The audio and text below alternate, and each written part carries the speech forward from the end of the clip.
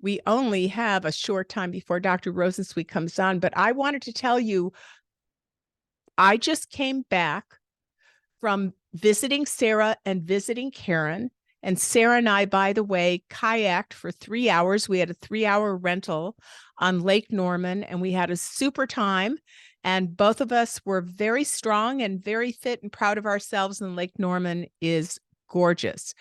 When I was lecturing in Fort Mill, South Carolina, Dr. Pam Smith lectured all day on Saturday, and I lectured all day on Sunday. So I was able to address questions that arose on Sunday that were discussed in a different or diverse manner than people might have heard from me or they've heard from other experts about hormones. So these were things that I felt were important to address in this group.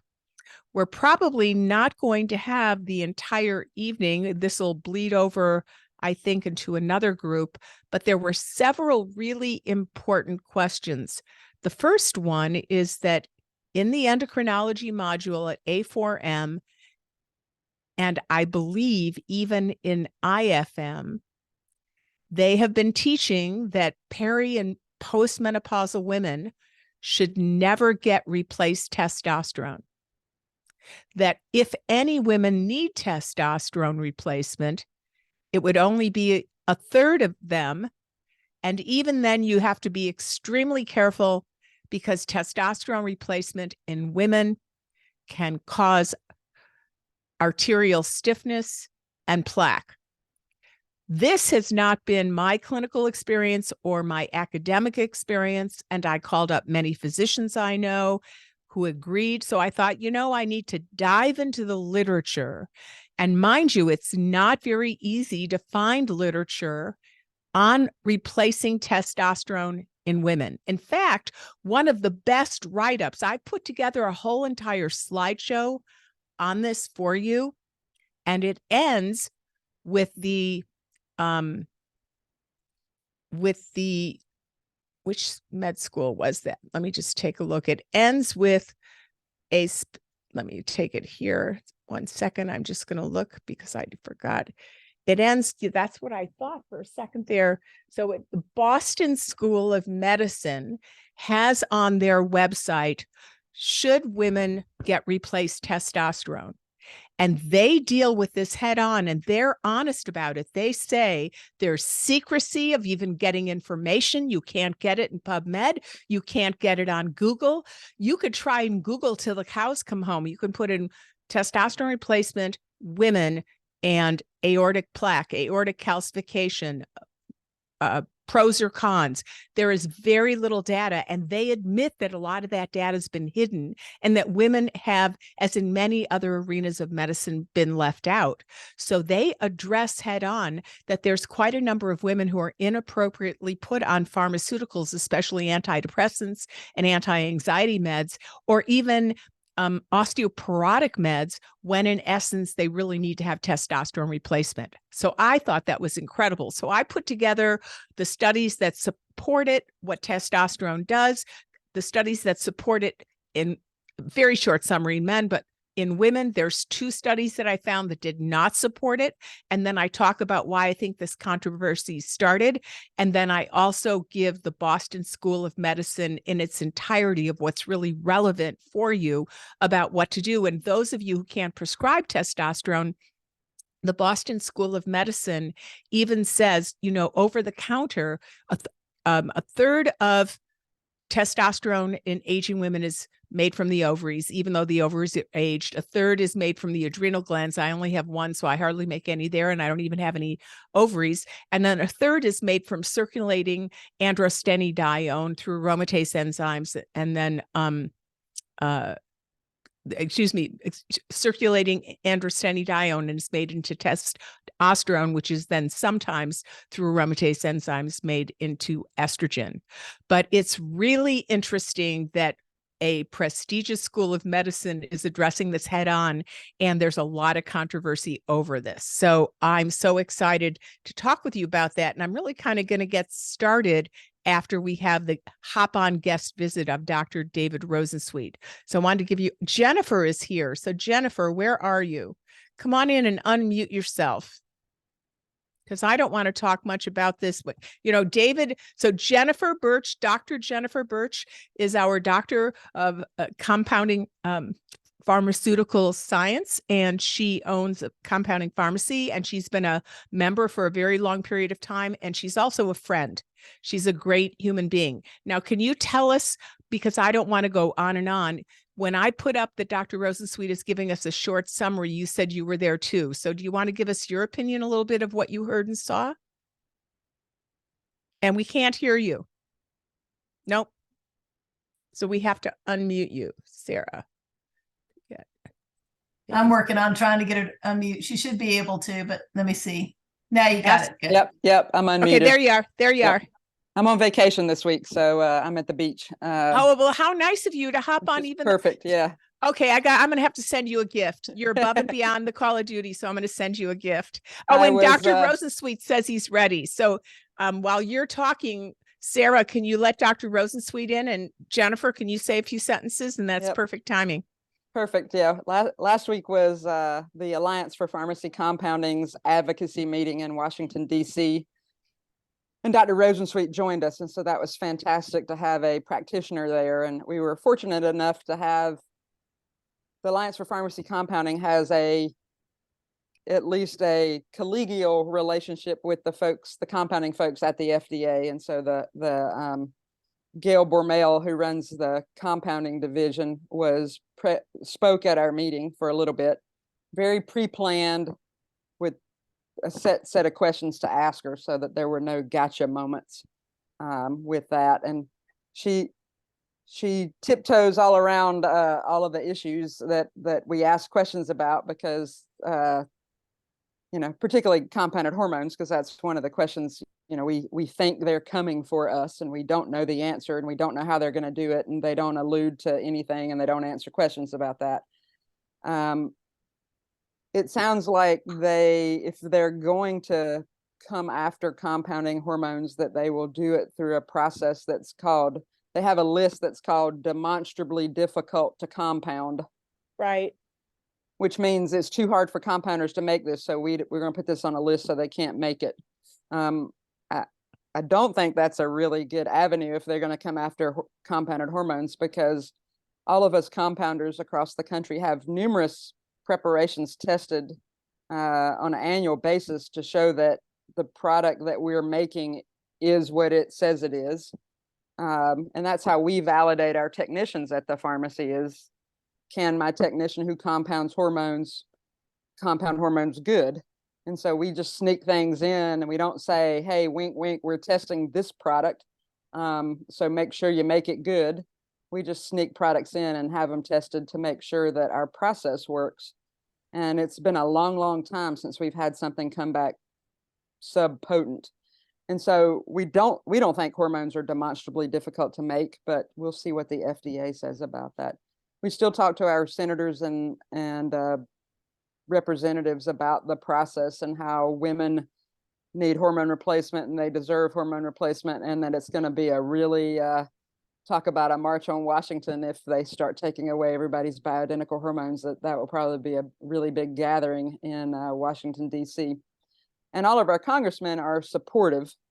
So we'll see where that goes. People are saying they can't hear you. Can you hear me? I think it's just that one particular person, because I can hear you, Jennifer. I can hear you. I think it's that individual. Okay, sorry, we can all hear her but you, so we don't know what to tell you, but we hope you get that fixed soon. How many compounding pharmacy, she said, heard her before until 2 minutes ago? Well, we can still hear her, so we're going to just have to plow forward, but sorry about that. How many compounding pharmacies are there in the United States? It's hard to say how many compounding pharmacies there are in the United States, because there are a lot of so I have two pharmacies, right? One that does compounding only, and one that is a traditional pharmacy. But even the traditional pharmacy does a little bit of compounding, like they make a magic mouthwash, or they make a triamcinolone sinus nasal irrigation at the moment. And so I would tell you Kind there's of probably, talking about the businesses that Yeah. 3/4 of that business are bioidentical hormones, and they'll go out of business, and all the employees that work Yeah. for them will go out of business in a time when the economy is as it is. So I was just trying to get I've heard it's somewhere about 18,000. Is that sound accurate, or is it more accurate? Is that it half includes that? that includes all of those people that do Okay. a little bit of compounding. Okay. I would tell you they're probably more like 2,500, 3,000 that are really into 3,000. compounding, and that's all that they do. Okay. Is compounding. Well, I want to keep talking to you, but now we have a time limited that we have the amazing Dr. Rosensweet. So we're going to come back to you, and we appreciate what you said and that you went there. We're going to want to hear more about it from a pharmacist's point of view. But Dr. Rosensweet, thank you for coming on tonight, because you've got family obligations. So you just gave us a period of time. Please take it away, and much love from my heart to your heart. Thanks for all you do. We can't hear you. Can't hear you. Okay, what's going on? Hi, Jennifer. There you are. Hi, Devika. Gotcha. Jennifer and I had dinner together a couple nights ago.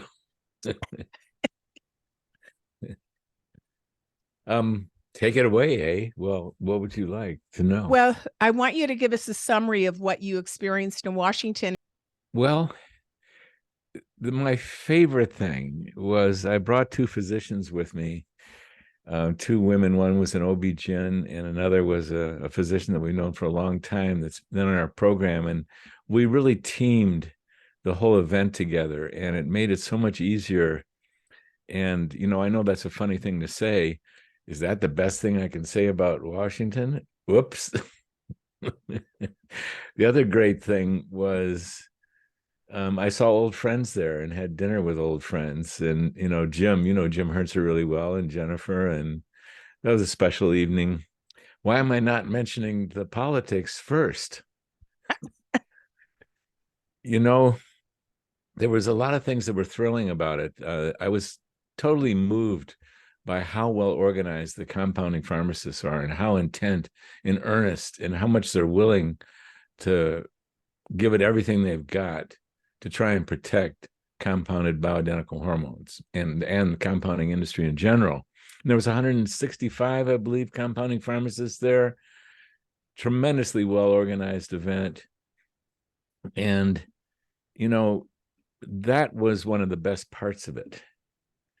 And to see how earnest they've been for a long time, ever since the Nason report, and how much they care, and how much they're really sticking their necks out and their pocketbooks out to protect the millions of women and men that are on compounded hormones. There's a lot of stakeholders here.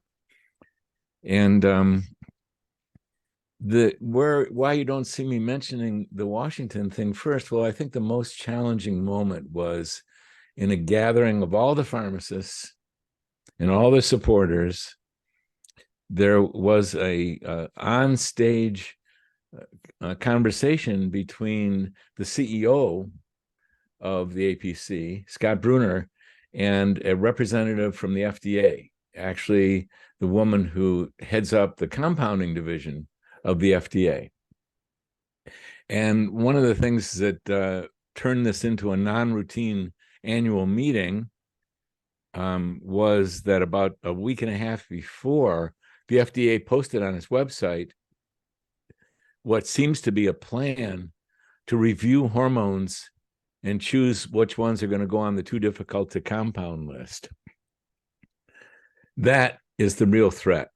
And we knew about that threat in the National Academy of Science faulty report. I want to emphasize that. It was really a distorted, faulty report. I don't like to say that about significant works, but I do want to take a stand about how off that report was, how non-scientific it was coming out of the National Academy of Science.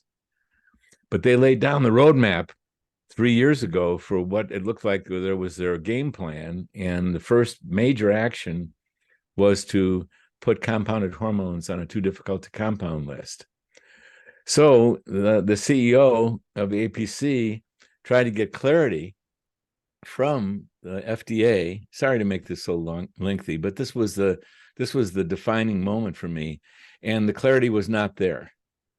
We don't know what they're going to do. We just know what they've done. They were nice. I was glad they came to meet with us. I thought that was new. I think it wasn't the first year, but they were at least willing to discuss and send a representative.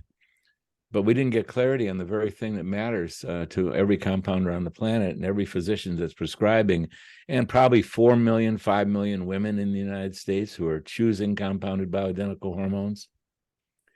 So we visited, our team visited maybe 6 different congressional offices the next day. And what I learned was you really meet up with staff members. And what I found was the staff members were young and kind, but unprepared. They didn't know anything about the issue. They were sort of overwhelmed by the shutdown of Congress, and they took careful notes, but we don't know.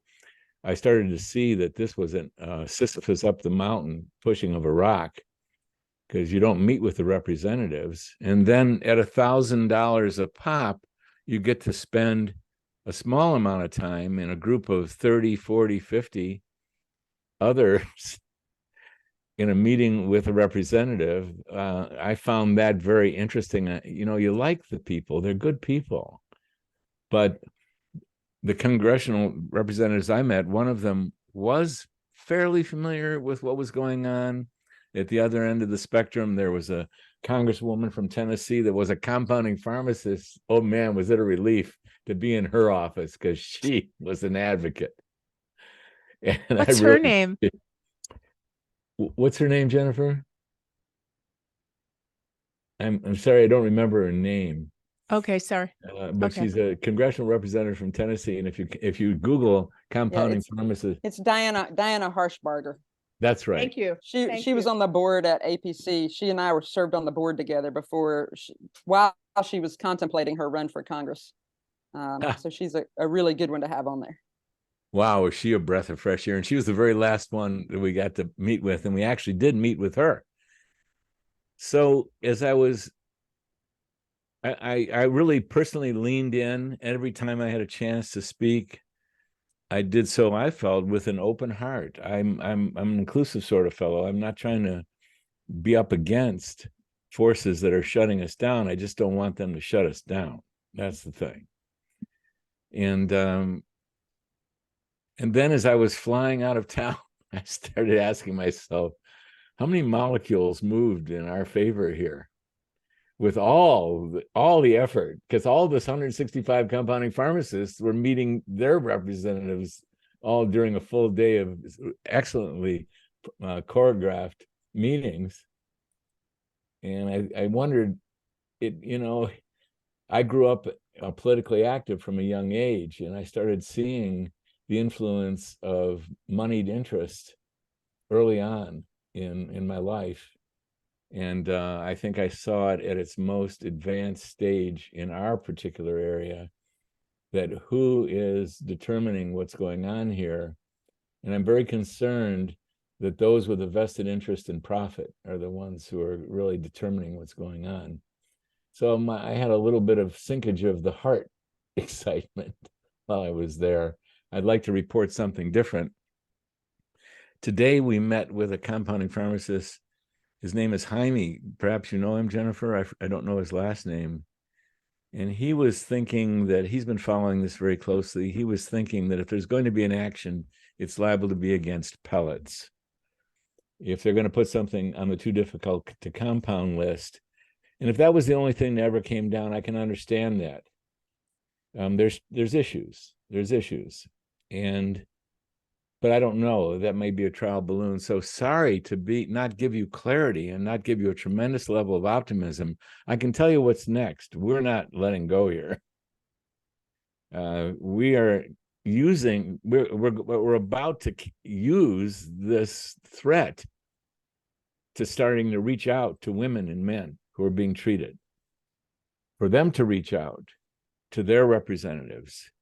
And, regrettably, many of us saw right in the beginning that it was probably going to take some adverse action for the public to truly mobilize, because the APC and the coalition that I'm co-chair with Scott, we went through an initial try and mobilize, And Scott and the APC had been trying to mobilize the public, and they have had some response, but many of us were concerned it was going to take an actual adverse action for people to go, wait a minute, don't take these away. My health, my life, my future is very dependent on the excellence of the treatment I'm getting here. And I want to have the freedom of choice.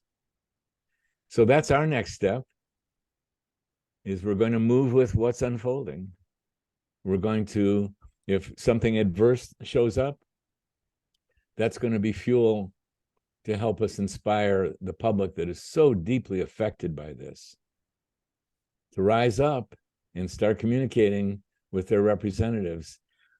There's lobbyists there too, and they're very good. And I have a new old friend there, a lobbyist who's been working in the bioidentical field for 40 years. And one of his statements was, keep it brief when you talk to these folks and tell them one thing. If you cut off these hormones, you're going to have a lot of constituents that are going to be very upset.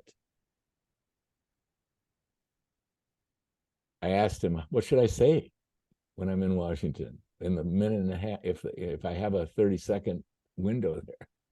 He says, tell them, because that's what matters to them. They don't want to have unhappy constituents that they're represented. So that's one strategy. Jennifer, I'm sure there's many others, and there's sort of the update. And you know what? It was fun because I'm amongst friends, and the whole thing was so organized, and I enjoyed schmoozing around Congress. It was just that behind it all is the desire to have a positive effect in something that matters so deeply. And that's what I was unsure about. And that's what if you're wondering if there's a little wobble in my voice and my narrative, it's that wobble. It's like, how do we get to be effective without laying down really big bucks? Because I think it looks like that's one of the ways decisions are made, when there's really big money. And one of our questions, Dr. Rosensweet, is, since we've been there, we've been talking about hormones for close to 4 years now, with the same message, right? We've got a fair number of advocates up there, and we've had a fair number of congressional letters go to the FDA about this topic. And we do think some of the advocacy efforts that we've had to date have probably staved off some of this action already. Now, we do know COVID was in the middle and it kind of mixed things up, and it got the FDA focused on a lot of other things besides compounded hormones. But, we do think that some of this advocacy that we have been doing, our group and other groups and patients reaching out and that type of thing, have had some effect on that. One of the reasons I wanted you on, David, because you always speak so eloquently from body, mind, and heart on all levels. And I've known you now for 30 years. You were my cancer doctor 30 years ago, and now we're both in the hormone space. And I appreciate how authentic you are on all those levels. That being said, I have some questions on what you just shared with us, and that was a great replay. So you say it comes down to profits. It appears that a lot of things come down to money, and what drives a lot of regulatory action perhaps are groups that have vested interest to make a lot of profit.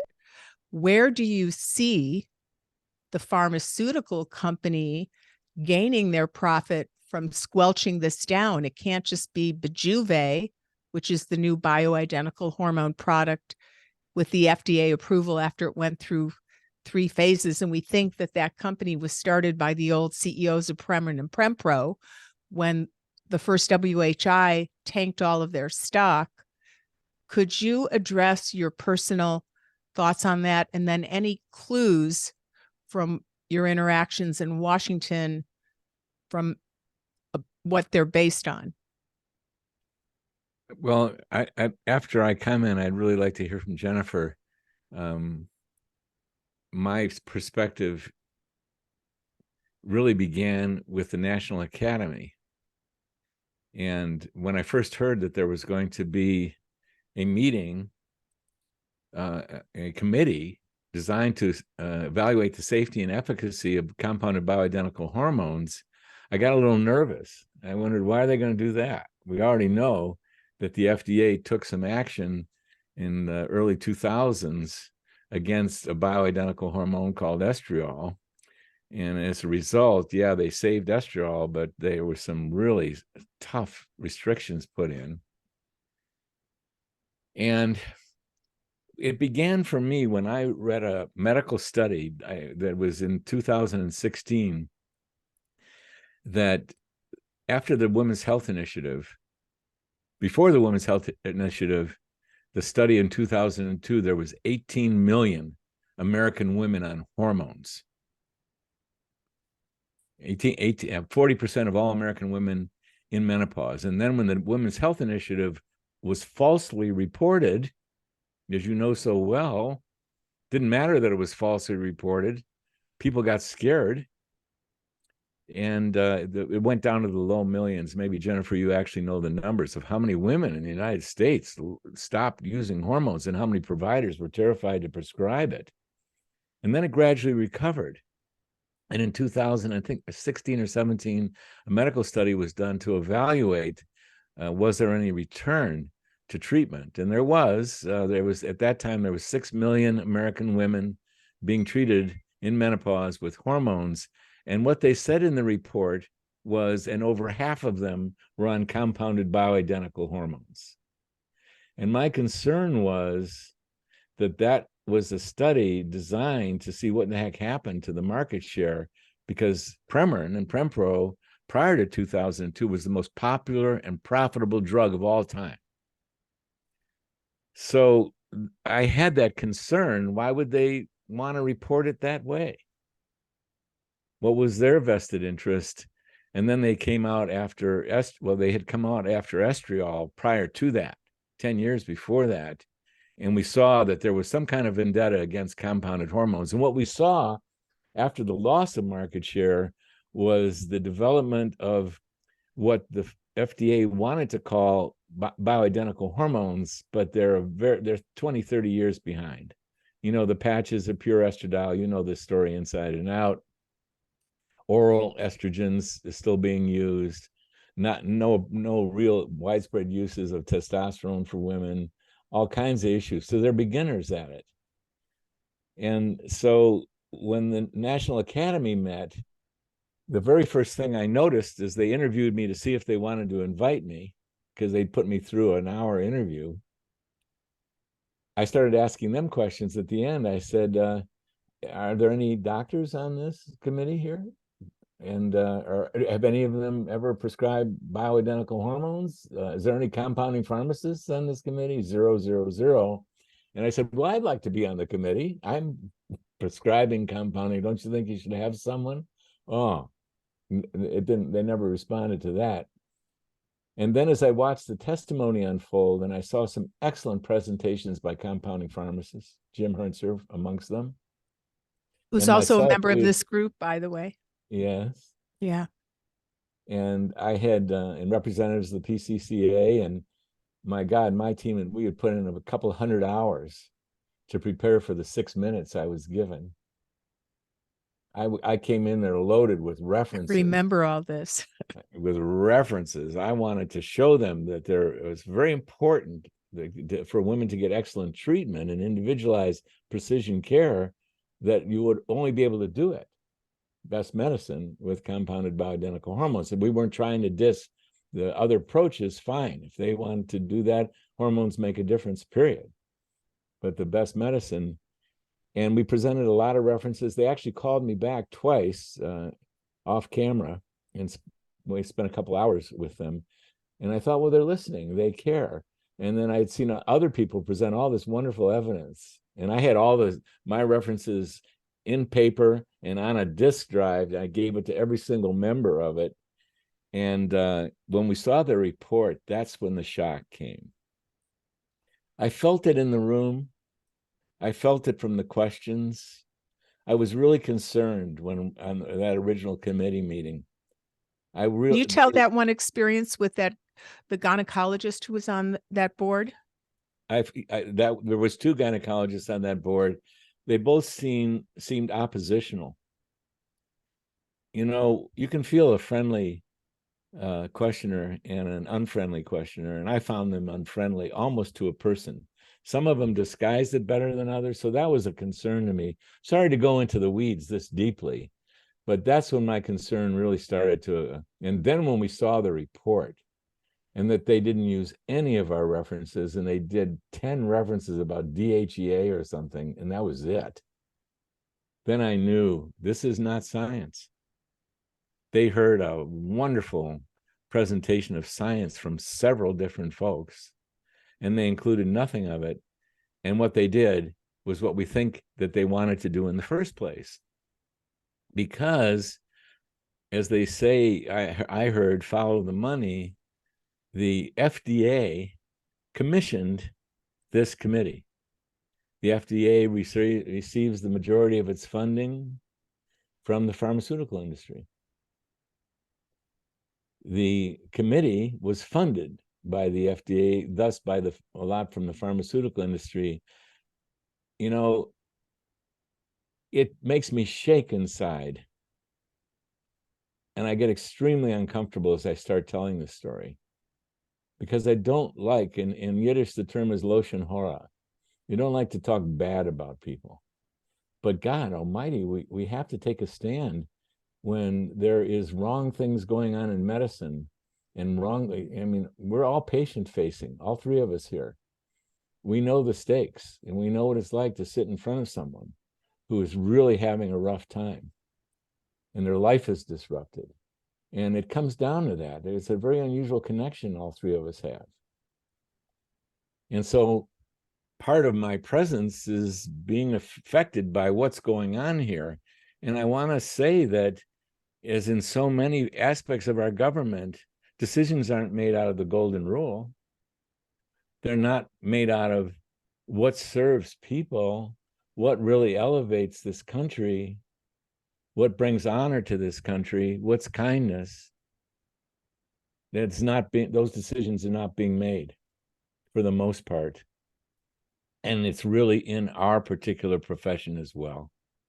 It really takes place in our profession. There's been, over the course of my 55 years career, I've seen things that they weren't that way in the old days. There was a lot of good doctors there who really cared, and there still is. But anyway, I'm concerned that the profit motivation is what's driving this desire to get rid of the very best medicine that's taking place. And it's a team effort between prescribers and compounding pharmacists. We need each other. It's great. Best stuff is done by teams. Medicine is a team sport on every level. And to knock out, and I heard, Jennifer, that there was about 7,500 actual compounding pharmacies in the United States. You'll have better information about this. And all the people, all the patients that depend on that. Well, we know how many. Over 3 million. That was in 2016. And that's just the ones that depend on hormones. If they close down because the majority of their business is hormones, patients won't get all those other, the special wound care medicine, the pain analgesic medicine. Everything will be shut, because if the majority of the monies coming in are from bioidentical hormones and they can't fulfill those scripts, these businesses and all the families involved with these businesses, and then all the patients involved, are all at risk. It's a big deal. And who are we talking about here? Who are they trying to shut down? In my experience, I've never seen a whole profession so regulated as compounding pharmacists. It staggers me. And what have they done already? They know how to do it. These people with these big funds, they know, they are very skilled, and that's a bigger concern, because they just tighten the noose on the regulations that translate into expenses for these mom and pop compounding pharmacies all over the United States, and they can't stay in business. And I know this up close and personal. We were dealing with a wonderful compounding pharmacist in New York State, and he just couldn't keep it. He just couldn't meet these absurd regulations. And I walked into Jim Hernser's pharmacy, and saw the negative pressure rooms and the people walking around in spacesuits because the degree of regulation, well, the cost. One pharmacy in Colorado, you know them well, College, said he had to put $1 million into their plant just to meet the regulations that came down with the DQSA. It's do I have those abbreviations right, Jennifer? DQSA? Well, it's the regulations that came down with the new USP guidelines that go fully into effect on November the 1st now. And so everybody had to put in, all the hormones have to be compounded. Now, let me take that back. Some states don't adopt those regulations, and some states do adopt those regulations. So some states have an advantage where they may not have to spend that $1 million to update their lab, and other states have to spend that, or pharmacies in other states have to spend that. And so that makes it a somewhat unlevel playing field. Did you have to do that? My HVAC is about $125,000 for a room that's about 120 square feet. And that's going to increase the monthly power bill probably double, because you're just shooting all the air conditioned air right out the roof, which is ridiculous, through all these multiple HEPA filters, when they should have just required some basic things that a lot of pharmacies that have been compounding hormones for a long time have already been doing. But some folks aren't, where they're still compounding and weighing powders just on the counter without any type of gloves or gowns or powder containment hoods or that type of thing. And so I think that should have been where we started. And, you know, candidly, they said USP 800 should put a lot of compounders out of business. And so that's the plan, right? Is the FDA is involved with the USP, even though USP is a independent Can you say what USP stands for some of the body. people who are listening here? Yeah, the United States Pharmacopoeia. And so they are a standard setting organization. They're independent of anybody, yet they get a lot of guidance from the FDA when things come to being compounded. And so they, again, just like Dr. Rosensweet said, they like to twist the screws a little bit and make it harder and harder and harder to compound. So we may not get you one way, but we're going to get you another way. There's something else I'd like to talk about, the origin of all this. When dishonesty is involved, I'd like to call it out. And much of the trouble began, and I'm forgetting the year, there was a manufacturing plant in New England called the New England Compounding Center. Yep. They were not compounding pharmacists.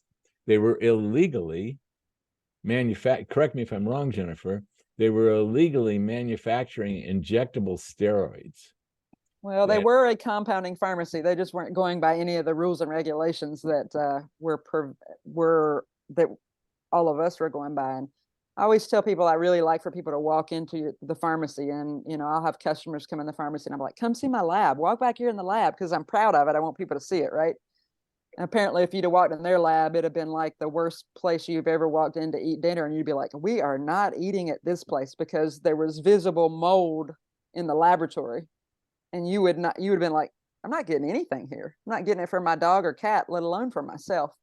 And so they were just not following any regulations, and they were in the business of making thousands of vials of methylprednisolone, injectable methylprednisolone, and they sent it around the country. They distributed it, so it didn't have patient names on it, didn't have patient prescriptions. So they would sell it to a orthopedist office, and they would inject it into, intrathecally or in the spine or in the joint, and it was contaminated with mold, and it caused 64 people or so to die, and 106 deaths on the news every night, and you're like, oh dear God. And the thing that really concerned me the most is this was known by regulators. They had photos. And the FDA. And the FDA, and I was shy to mention the name of who the regulators were, but it was the FDA. They had photos. They knew about it. And what they did is they issued letters. And what I heard, and I don't know if this is true or not, so I got to be careful about it, that they knew they had to have some catastrophic event before they could really act. They didn't. They could have shut them down immediately upon inspecting. So could the state. but they didn't, and they waited, and there was 106 deaths and over 700 people, if I got my numbers near correct, that were seriously injured from mold contaminated. And if you go online and you look for pictures of the New England Compounding Center, you'll see the mold. They had the photos of it. It was outrageous. So this Congress got really upset about this. And what I understand is they pleaded, well, we had no control, because they took a really black eye there. They're supposed to be regulating things like that. They're supposed to regulate them right out of existence, shut them. And you know what? They know how to regulate. I mean, we have a dear pharmacist. You know this pharmacist. They come in and these spot inspections from time to time. They came into his pharmacy with a gun. This is one of the most impeccable, careful pharmacists. There are a lot of compounding pharmacists. They're the ones who are really the ones who love pharmacy. That's what I've seen. That's what I know about compounders. You're the ones who like to mix things and do special things and custom orders. You don't like to just count out pills all day long. And this is one of this. And so they know how to intimidate folks. As they came into this gentleman's pharmacy, you both know him very well, with a gun. For what? He's got one of the cleanest, most outrageously highly technical pharmacies you could ever imagine. It's staggering. So I I'm very uncomfortable about that. I don't like seeing out of integrity. None of us do. Who likes to see major decisions and millions of people affected by what's not golden rule and which is actually lying and it being out of integrity? So this is quite a story going on here. I think I got it pretty clear. So what do? We want the public to become aware, because whether men and women in the United States know this or not, every one of them wants these hormones. Every single man and woman in midlife on, they may not know it, and they may be frightened by false studies,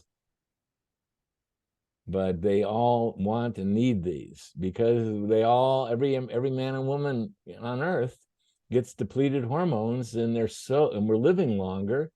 And what's the most leverage we have to live happy lives, energetic, with healthy minds and healthy arteries, and be able to walk and not have to be in a wheelchair and thus go into an assisted living facility and nursing homes? Hormones, it makes an enormous difference.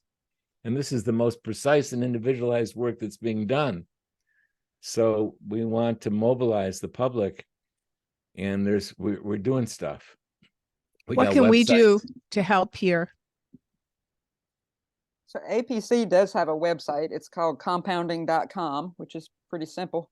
And you can actually go on there and you can leave your own patient testimonial on there. So it adds to testimonials. So when I go into a legislator's office, I can say, you can go to compounding.com. You can see all the testimonials from people in North Carolina. And so you can break it down by state, maybe even by congressional district, but I haven't been on there in a while and looked at that. You can also, via compounding.com, write a letter, or you can do where you fill out the information and it sends a letter to your congressmen and senators in your state. All you got to do is enter your zip code. Yeah, all you got to do is enter your basic information, and you can customize the letter, but it sends a templated letter out to your legislator. So the more they hear about it, the more top of mind it is if something comes up with that. And so when it first started, we had that. We were pretty active in getting patients to do that. We beat the drum loudly for patients for a while, and they're like, "What's happening? What's happening?" We're like, "Nothing." And so it kind of waxes and wanes whether people are interested in it or not. And so people have heard it for a while now. And so, the numbers have kind of declined over time. But like Dr. Rosensweet said, if something happens is when we're able to get people to really rally around an effort to do things. And so, but it's good to have that, good to go and leave some testimonials or share that with your patients, so that we can have a good database of stories on there. There's some video stories, testimonials on there. When this started, APC, we did a lot of fundraising mostly came from compounding pharmacies. to do some videos and put that website together and to do some advertisements, trying to get the message out. We did some advertisements to members of Congress while we were up there in DC last week. How was the response? Well, we've got really good numbers. I can't tell you what they are off the top of my head, but a number, I don't know how they're able to track things so precisely, but they can tell how many congressional offices and congressional staffers they have reached with those ads. And it has been pretty remarkable. And it's in the millions and millions of impressions out into the general population. And so it's been good. The fundraising, again, because nothing has happened. So fundraising was, when it was hey, we got to do something, everybody was willing to give money, and it kind of dropped off over the last couple of years. And so is there a specific link on compounding.com to donate money, or do you have a specific link that just click on this and you can donate 5, 10, 100 more, anything like that? Because money loves speed. So do you have any like fast, speedy link? If anyone here, we're eventually, right now we're in the pro level, and people are often listen to this when, not tonight, but when they have the time to do so. But ultimately, this will go out to multiple thousands of people because this is so important. And what might be the best link for people to give you some dough for this cause? I will find it for us here. Okay, great. And that's one of the there's other outreach programs as well. And it's great to be speaking with physicians and providers, because they're seeing a lot of patients. And, the more the heat turns up, the more we're going to ask that they reach out to their patients to do exactly what Jennifer's saying, is to contact their congressional representatives in the Senate and the FDA. And we have a website called Save Our Hormones. And there's also a CBHRT coalition.org. And what is that? Say that one again one more time. Save Our Hormones. Right, Save Our Hormones. Then you had one more, and right? That's just being finalized. And so all of these are going to be able to do exactly what Jennifer said. I thought you said a third one. Did you say a BHRT or did you say CHRT? CBHRT. CBHRT. Okay. Coalition.org. CBHRT Coalition. This is really for Thank you. providers. Okay. But the main funding should go to APC right now, because APC is really a well-oiled mechanism to do good stuff. And is that what you're looking for, is the link to APC? Yeah, I stuck it in the chat for us. Okay, great. So Sarah, we're going to want to, I'll put together a little one-pager summary of all this too, but we're definitely going to want to send this out to everybody and let them with a few sentences of explanation to the whole membership. So if people want to give $1 to more, they can do so quickly and easily. Thanks. A strategy I haven't understood yet or known how to organize is, do we wait and accumulate a tremendous amount of interest in public and have everybody do it on the same day, so it's newsworthy, or do we, and I'm thinking out loud here, or do we trickle it along? Because I heard this comment from a lobbyist, when the congressional representatives used to read their email. I went, used to read their email? Huh? So we want to do something that's really newsworthy. I don't know what the exact. If they don't read their emails, then where are they getting all their info from? Is it just the news agencies like everybody else, or what exactly were they saying? Well, I think the lobbyist was saying it's not so clear cut that you can contact your congressional representative and give them your opinion and you're going to be listened to. What's your experience about that, Jennifer? You know much more about what APC is learning here. Yeah, it's really hard unless you make personal connections with people while you're up there. And so and Dr. Rosensweet said, you're meeting with a 24, 26-year-old that's running their office for some of these congressional folks, and you're meeting with those folks. And I have found I've gotten the most out of that when I have developed a relationship with the person in that office that I see usually twice a year, because I go for APC's compounders on Capitol Hill, and I go back in the spring when PCCA does their advocacy event as well. And so I'm up there twice a year. And if I can talk to the same person, I don't have to start from ground zero explaining things, from the get-go. We can have a little bit higher level conversation about what's going on. And so it's developing those relationships. So when I email the girl in my representative's office, she goes, "Oh, hey, Jennifer, how are you today?" Right? She knows me. She knows what I look like, because I've met with her now 5 times probably over the last couple of years.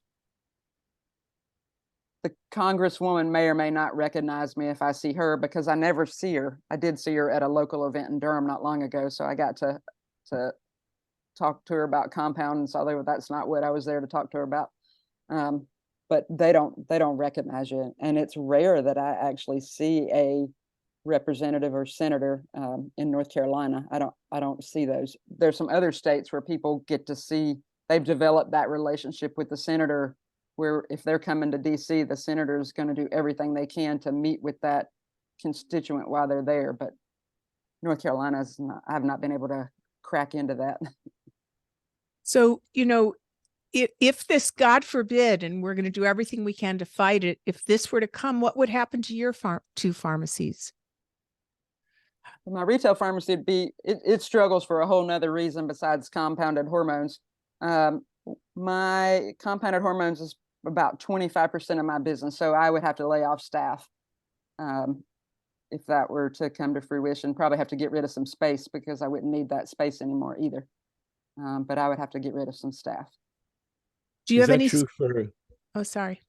Is that true for a lot of pharmacies? Are there pharmacies that more than 25%? Oh yeah, there are pharmacies that do a lot more hormones than 25%. We got into veterinary compounding really early, and so that's about a 25% of my business as well. And so we compound for dogs and cats. The veterinary FDA, which is a different group of people, have kind of come after that too in the last year or two. And so it's always seems to be somebody tightening the screws. So you've got to do something. You've got to do more and more and more work to prove that the patient needs a compound, and it just becomes difficult some days. I have one other question for you before I go back, because I know Dr. Rosensweet was time limited, but veterinary medicine is often right on the forefront of a lot of things. Like they were the first ones to do digestive enzymes and nutrient supplementation. So do you ever do hormone replacement for animals? Have not done hormone replacement for animals. We do still compound a little bit of DES for the female dogs that have urinary issues, but not very often anymore. Okay. So isn't there a dog-a-paws? A dog-a-paws. I had a little dachshund years ago that had all these autoimmune diseases, and I'm like, God, I got to put this guy on some DHEA and some hormone support, but he didn't live long enough to benefit from any of it. To be a case report of one. Yeah. Thanks so much. Dr. Rosensweet. So are there any questions that we have for Dr. Rosensweet, or any questions now that you're hearing his perspective, Jennifer? I just, it's so disheartening as a human being to see how it comes down to money and power, but that's what it does. And here we are, the small little puny guys on the block, but there's many numbers of us, significant numbers of us, whose lives are changed by the access to this. It's kind of like, I think of the 26 breast cancer and hormone studies that were all done before up to 2002, the first Women's Health Initiative. And they gave women ER-positive breast cancer right out of the chute, gave them estrogen, compared them to matched cohorts. And in every single study, these women did better. And now women are so denied and so blocked, and they're pretty much being ruined by the treatment. And so it comes down to knowledge, and then it comes down to regulatory action. So, but if all this happens, men are still okay, right? Because testosterone is FDA approved for men. Can you explain the differences that would happen between hormone replacement and pro and con with this, God forbid, what they're trying to do versus with males and females? Well, let's just start with women. To do really excellent precision medicine, it's imperative that I work with compounders, because the most impeccable, healthy estrogen to deliver is biased. It is a combination of estradiol and estradiol. You know it ever so well. And the only place that that's available is with compounders. And how long has it been available? Since 1980, somewhere around there, through the compounders. There is no pharmaceutical equivalent. And topical is so important, to give estrogen topically and testosterone topically, and to give testosterone for women.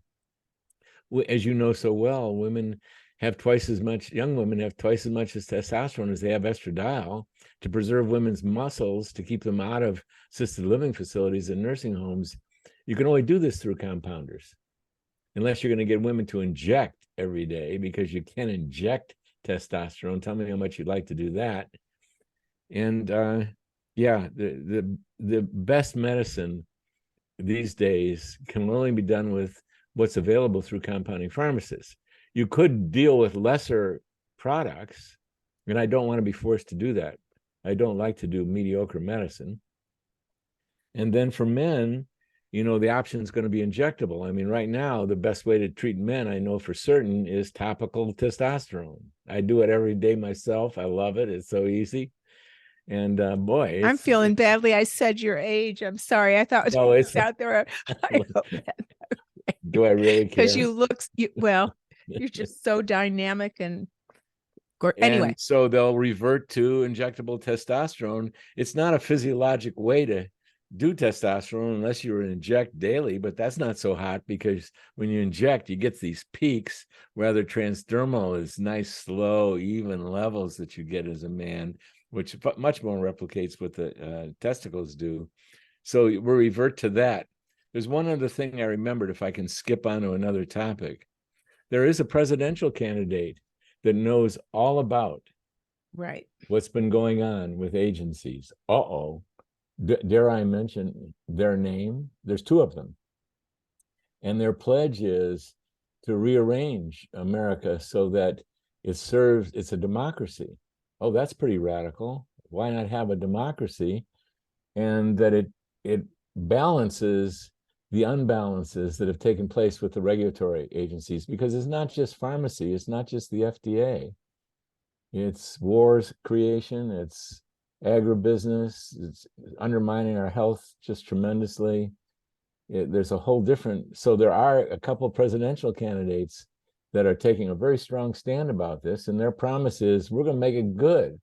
We're going to make it so it serves health and welfare and peace. They're out there. I'll leave it up to you whether to mention it or not, because this is not. No, I really love that that Kennedy and Williamson they're really dealing with real issues. But I want to ask you one question. So here we have there's global articles coming out right and left that we have lowering testosterone levels in younger males, that is age independent and obesity independent, that it is an environmental and lifestyle factors that are playing a role.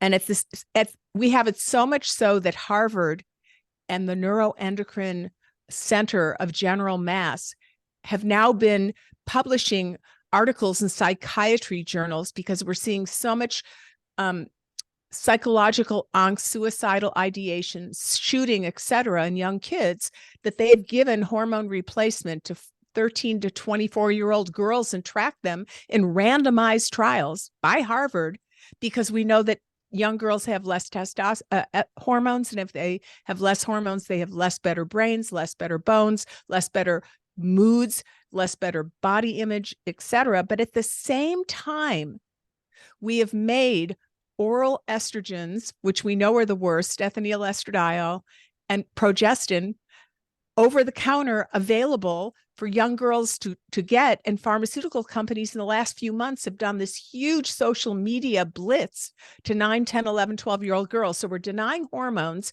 to the older age people, but we're offering them for free that are the worst form we have.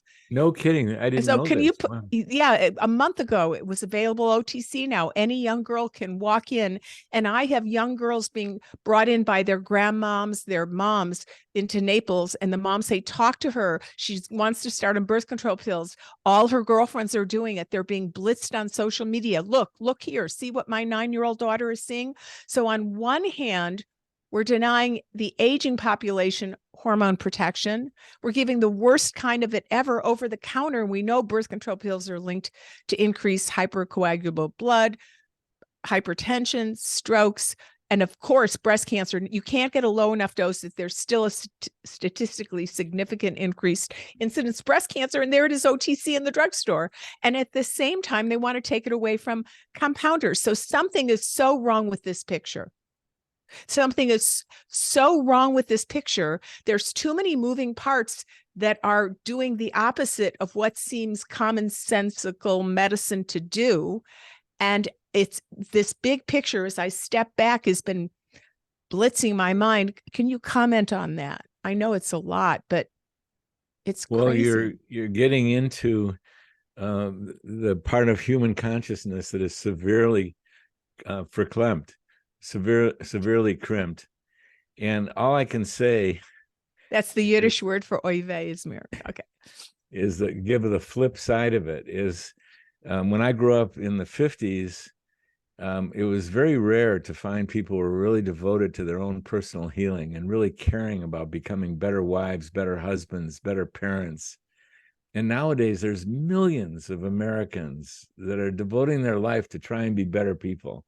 And to bring it back around to Washington, D.C., the part that was so much fun is I was hanging out with a compounding pharmacist and my dear pharmacist friend and my dear doctor friends. And that was thrilling. And I could even see the light within the congressional representatives. There was a good part of them too. So we just pray for better angels to emerge more and more and more, so that the huge tsunami of lessened consciousness that is doing a lot of injury will change. And I'd like to complete on that note, because I could go further into the weeds. I'd rather say that let's all band together, let's speak up, let's lean in, let's support who we know we care about, and hopefully we can really become a better people, become a better race, become a better country, like we were designed to become. We have a good shot at becoming a better country, and I'd like to see that happen. What a great note to end on. And that's because you fully occupy body, mind, and spirit. I love that. Thanks for bringing us back to vitamin H, a huge helping of hope that felt good to wash on over us after all these factoids. Well, we are going to, we don't know exactly when, but in the next few days, summarize a little bit of this and put the links, because money loves speed, and we want to really support, these groups that are doing this for us. And I'd like us all to ponder about this. Think about this. Hormones are vilified. We need them as we age because they're the most powerful anti-aging healthful tools. And the best docs to do them are the pharmaceutical docs, but they're the compounding pharmaceutical docs. And just as they're denying them to aging older persons, they're making the worst form, which are oral and synthetic progestins. And definitively, by replicatable science, there's no debate about it. You know that if you take these, you have higher risks of issues, especially, for example, inflammatory bowel disease. They're available over the counter, while at the same time, we now know that young men and women don't have the same level of hormones our grandparents had. They have a half, a third less. They're having issues because hormones rule your brain. Hormones rule your brain. So we're seeing this craziness. And then at the same time, compounding pharmacists have been fulfilling this need for many decades. And the majority of them are the best people I've ever known. And I would not be who I am today. As I always say, and I mean it with every molecule, I wouldn't be who I am today without compounding pharmacists and the physicians that prescribe them. So thanks for being on. Jennifer, it was just the fickle finger of fate. You're on your vacation. She's giving us time at a beachfront when she could be having, a nice little drink with her beloved. And we are lucky to be in on this conversation. And we're going to do it when Sarah and Karen finish editing it. We're going to make sure that we get it out there. Thanks so much, Dr. Rosensweet. Thank you, Thanks. Debbie Keith. Great to see you again, Jennifer. Thanks so much, You Jennifer. guys as well. Okay, everybody, blessings. This was an amazing evening. We need to all band together, and may the hormonal force be with us. Bye-bye.